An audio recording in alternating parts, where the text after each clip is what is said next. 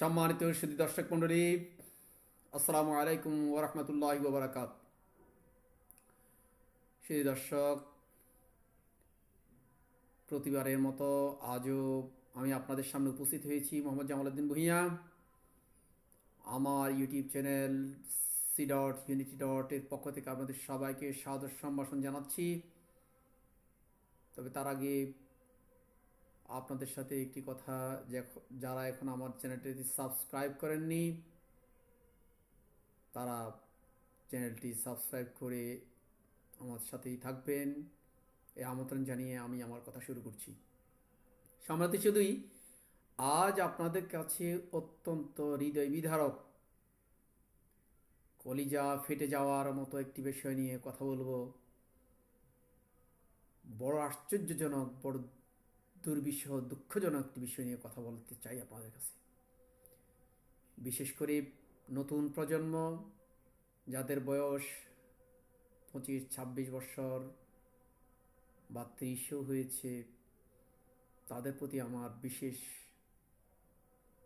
আহ্বান এবং দৃষ্টি আকর্ষণ করে, এবং যারা মুরব্বী শ্রেণী আছেন, যারা আমার মুরব্বী বয়সে বড়, যারা আমার সমবয়সের বন্ধুবান্ধব আছেন, সর্বশ্রেণীর বাংলাদেশের জনতা এবং বিশ্ববাসীকে উদ্দেশ্য করে আমি আমার আজ এই বক্তব্যটি শুরু করতে যাচ্ছি।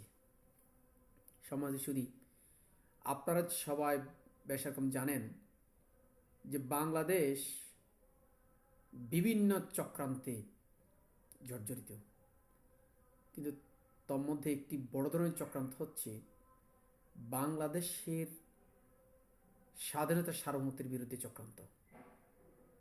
বাংলাদেশের স্বাধীনতা সার্বভৌমত্বটি শুরু থেকেই বিপন্ন, প্রায় বিভিন্ন সময় বহু চেষ্টার পরেও, দেশপ্রেমীদের বহু চেষ্টার পরেও বাংলাদেশ আসলে একটি বিশেষ পঞ্চম বাহিনীর কারণে মাথা তুলে দাঁড়াতে পারছে না। বিভিন্ন চক্রান্তের বিভিন্ন ধরনের বিভিন্ন প্যাটার্ন আছে। প্রতিরক্ষা ক্ষেত্রেও সেটা ছড়িয়ে পড়েছে। আপনারা জানেন যে বাংলাদেশের প্রতিরক্ষা বাহিনীর, দেশ রক্ষা বাহিনীর অর্থাৎ সেনাবাহিনীর বিডিআর পিলখানা হত্যাকাণ্ডটি সারা বিশ্বকে নাড়িয়ে দিয়েছিল 2009 সালে।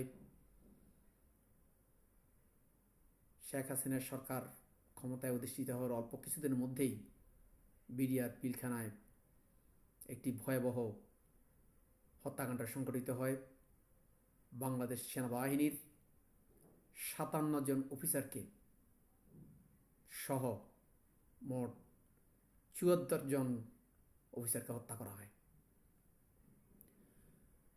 শুনতে কেমন লাগে? কোনো একটি যুদ্ধেও একসাথে এতগুলি অফিসার হত্যার কোনো রেকর্ড নেই। আপনার দ্বারা প্রথম বিশ্বযুদ্ধ, দ্বিতীয় বিশ্বযুদ্ধ সহ যত ধরনের সাম্প্রতিককালের যুদ্ধগুলি হয়েছে, হয় কোথাও আপনারা পাবেন না এতগুলি অফিসার একসাথে হত্যাকাণ্ডের শিকার হতে। আর বাংলাদেশের অফিসার কোনো জেনেতন অফিসার না। আপনারা জানেন যে আমাদের দেশের অফিসার জাতিসংঘ সহ বিশ্বের বিভিন্ন গুরুত্বপূর্ণ ক্ষেত্রে কর্মরত রয়েছে আমাদের দেশের সেনাবাহিনীর সদস্যরা, বিশেষ করে অফিসারবৃন্দ। বাংলাদেশ সশস্ত্র বাহিনীর অফিসার জাতিসংঘ পিস কিপিং অ্যাকশনের ক্ষেত্রে দ্বিতীয় অবস্থান পৌঁছেছে। আপনারা সবাই জানেন যে বাংলাদেশ এক্ষেত্রে বিশ্ব শান্তি রক্ষার ক্ষেত্রে উজ্জ্বল ভূমিকা পালন করে আসছে জাতিসংঘ বাহিনীতে অংশগ্রহণ করার মাধ্যমে। যে 57 জন অফিসারকে হত্যা করা হয়েছে, এরা ছাড়াও যারা হত্যাকাণ্ডের শিকার হয়েছেন তারা প্রায় সবাই বিভিন্ন সময় জাতিসংঘের হয়ে, জাতিসংঘের সদস্যভুক্ত হয়ে বিশ্বের বিভিন্ন দেশে শান্তি বাহিনীর কাজ তারা করেছেন, আঞ্জাম দিয়েছেন। সুতরাং তারা জাতিসংঘেরই লোক, জাতিসংঘেরই সদস্য বলতে গেলে। এখন তারা এই যে জাতিসংঘের অন্তর্ভুক্ত থেকে বিশ্বের বিভিন্ন জায়গায় শান্তির বার্তা নিয়ে গেলেন, শান্তি রক্ষায় গুরুত্বপূর্ণ বিভিন্ন ক্ষেত্রে প্রতিরক্ষামূলক কাজ আঞ্জাম দিয়েছেন, সেবা দিয়েছেন, সে জাতিসংঘের অন্তর্ভুক্ত সদস্যদেরকেই এভাবে হত্যা করা হলো ঘরের শত্রু বিভীষণদের হাতে। আপনারা জানেন তখন বাংলাদেশে কি ভয়াবহ কাণ্ড ঘটিত হয়েছিল। বিডিআর পিলখানার মাঝে বিডিআর সৈনিকরা অফিসারদেরকে বেছে বেছে হত্যা করেছিল, এটা বলা হয়। আসলে তখন একটি তদন্ত কমিশন গঠন করা হয়েছিল, দুটি তদন্ত, একটি বেসামরিক আরেকটি সামরিক। কিন্তু তখন তদন্ত কমিশনের রিপোর্টগুলোর আলোর মুখ দেখেনি এবং ওগুলো অনেকে অনেক ধরনের মন্তব্য করেছেন, অনেকে অনেক ধরনের কথা বলে। তবে আমরা তৎকালীন সরকারের কাছে এটার বিচারও আসলে প্রত্যাশা করিনি। দেশবাসীও এই সরকারের কাছে আসলে সত্যি করতে বলতে কি বিচার প্রত্যাশা করে না। এটা বিভিন্ন কারণ আছে, ওদের কাছে আমরা বিচার চাই না। ওই সরকারের কাছে আসলে আমি নিজেও ব্যক্তিগতভাবে বিচার প্রত্যাশী ছিলাম না। এটা যুক্তিসঙ্গত কারণে সেটা অন্য ক্ষেত্রে অন্য সময় বলা যাবে। তবে আমি বর্তমানে 2024 সালের বিপ্লবের পরে আমাদের নতুন প্রজন্মের মুসলিম উম্মার গৌরবদীপ্ত সদস্যদের ছেলেমেয়েদের হাতে যে পরিবর্তনটি এসেছে, তাদের মাধ্যমে যে পরিবর্তনটি সাধিত হয়েছে এবং এর ফলে যে সরকারটি আমাদের এখানে প্রতিষ্ঠিত হয়েছে বিপ্লবী সরকার, এই সরকারের আমলে গঠন করা বিডিআর পিলখানা হত্যাকাণ্ডের তদন্ত কমিশন যে রিপোর্টটি পেশ করেছে, একসময় আমাদের প্রথিতযশা মিলিটারি অফিসার এবং বিডিআর চিফ মেজর জেনারেল অবসরপ্রাপ্ত আলম ফজলুর রহমান স্যারের নেতৃত্বাধীন কমিশন রিপোর্টটি জমা দিয়েছে।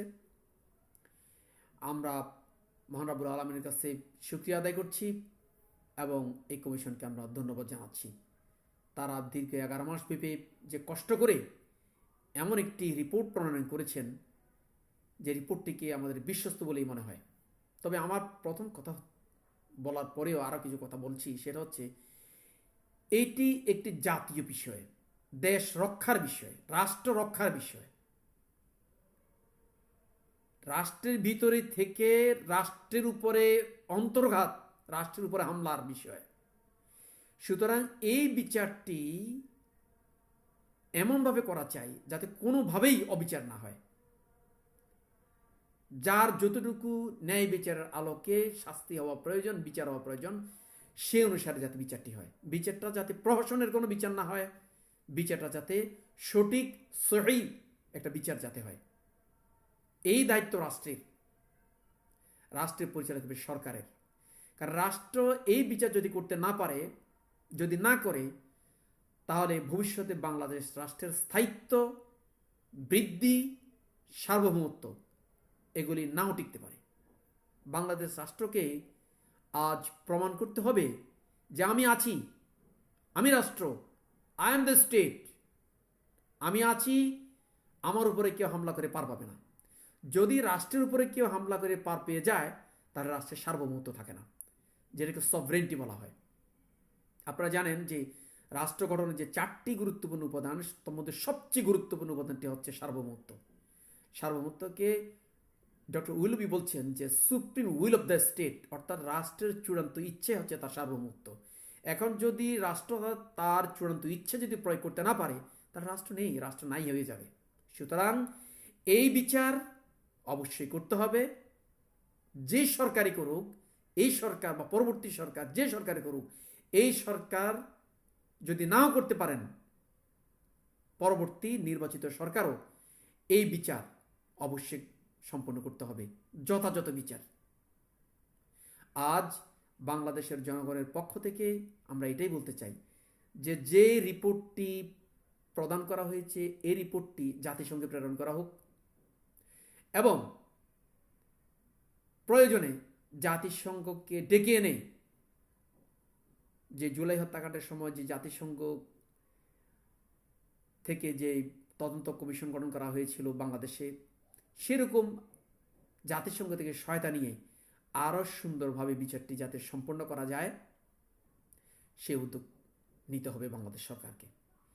আর বাংলাদেশের সকল শিক্ষা প্রতিষ্ঠান এবং জনগণের দ্বারে দ্বারে এই বিডিআর হত্যাকাণ্ডের বিষয়ে যেই ডক্টর আলম ফজলুর রহমান স্যারের যেই নেতৃত্বে যে রিপোর্টটি প্রণয়ন করা হয়েছে, কমিশনের যে রিপোর্টটি প্রণয়ন করেছে, এই রিপোর্টটি দেশের জনগণের কাছে ওপেন করে দেওয়া হচ্ছে, পাবলিক করে দেওয়া হোক। জনগণ জানুক যে রাষ্ট্রের উপরে কারা হামলা করেছে। রাষ্ট্রের সশস্ত্র বাহিনীর উপরে হামলা করার অর্থ হচ্ছে রাষ্ট্রের উপরে হামলা করা। তো কারা এই হামলাটা করেছে? তদন্ত কমিশন বলছে এর সাথে ভারত জড়িত আছে। তো ভারত জড়িত থাকলে ভারতের বিষয়ে আন্তর্জাতিক সম্প্রদায়কে জানানো হোক এবং জাতিসংঘের কাছে ভারতের বিষয়ে নালিশ দেওয়া হোক। কারণ যাদের হত্যা করা হয়েছে এরা জাতিসংঘ বাহিনীতে কর্মরত ছিলেন। বাংলাদেশ সশস্ত্র বাহিনী জাতিসংঘে দীর্ঘদিন থেকে সেবা দিয়ে আসছে। বাংলাদেশ সশস্ত্র বাহিনী এটা শুধু বাংলাদেশের সম্পদ নয়, এখন আর এটা বিশ্ববাসীর সম্পদ, বিশ্ব সম্প্রদায়ের সম্পদ। বিশ্বের বিভিন্ন দেশে আমাদের বাহিনী সেবা দিয়ে আসছে। তো সুতরাং আমাদের বাহিনীর উপরে এই হামলা যারা করেছে তাদের বিচার বিশ্ব সম্প্রদায়ের কাছে দিতে হবে। আর বাংলাদেশের আভ্যন্তরীণ বিষয়ে বাংলাদেশ সরকার, বাংলাদেশের আভ্যন্তরীণ কোর্টে, বিশেষ করে সামরিক বাহিনীর যে কোর্ট, যে সশস্ত্র বাহিনীর আদালতে এই বিচারটি সম্পন্ন করতে হবে অত্যন্ত নিরপেক্ষতার সাথে, দক্ষতার সাথে, সততার সাথে। আমি আপনাদের কাছে এখানে বলতে চাই, যে আঘাতটি করা হয়েছে বাংলাদেশ সশস্ত্র বাহিনীর উপরে, আপনারা অতীত ইতিহাসে আমি যেতে চাই না, বাংলাদেশ সশস্ত্র বাহিনী প্রথম থেকেই অবহেলিত এবং সব ধকল কাটিয়ে উঠে বাংলাদেশের যেই ইনস্টিটিউশনটা সুন্দরভাবে দাঁড়িয়েছিল, পরিপূর্ণতা লাভ করতে যাচ্ছিল, অনেকটা শক্তি সঞ্চয় করেছিল, সেটি হচ্ছে বাংলাদেশ আর্মি, বাংলাদেশ সশস্ত্র বাহিনী।